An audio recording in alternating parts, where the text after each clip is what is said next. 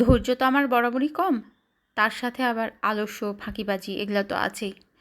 তো কালো জমিনের এই কাপড়ে কী করব, খুব দ্রুত হয় এটা ভাবতে ভাবতে মনে হলো, ওহো, আমার তো ফরগেট মি নট করার অনেক ইচ্ছা ছিল। নীল কালারের ফুলটা বাস্তবে দেখতে যেমন সুন্দর,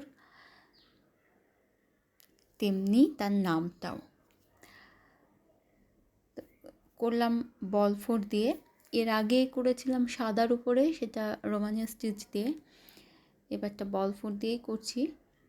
আর দুটো ফুলের মাঝখানটা আমি দুভাবে করব, একটা ফ্রেঞ্চ নাট দিয়ে আর একটা যেটা বটম হোল বা বোতাম ফোঁড় বলে যেটাকে, মাঝখানে ওটা দিয়ে ঘুরিয়ে দেখা যাক কোনটা জীবন্ত লাগে।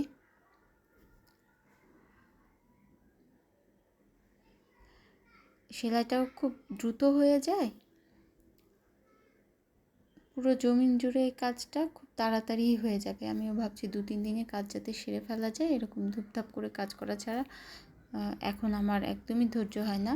তো এই সেলাইটা যেমন খুব সহজ, খুব দ্রুত হয় এবং ফুলে থাকে জমিন, মানে সারফেসের যে জমিনটা যেটার উপরে সেলাই করা হচ্ছে ওটার সাথে যদি সুতার ঘিরটা ঠিকমতো অ্যাডজাস্ট করে নেওয়া হয় তাহলে কিন্তু খুব সুন্দর লাগে।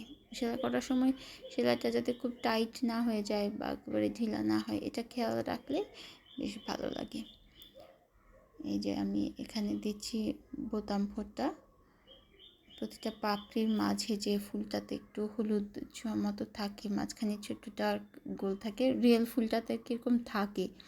তো এভাবে চেষ্টা করলাম, একটা দুটা করেছি। তো তারপরে দেখি যদি সময় বেশি লাগে তাহলে ফ্রেঞ্চ নাটটা দিয়ে করব। এর পরের ফুলটাতে যাব আমি, এটা বাদ দিয়ে পরেরটাতে আমি ফ্রেঞ্চ নাট করব। যে এটা মনে হচ্ছে একটু দ্রুত হবে দেখতে, যদিও আমার ওটাকে বেশি প্রাণবন্ত বা জীবন্ত মনে হচ্ছে ফ্রেঞ্চ নাটের থেকে।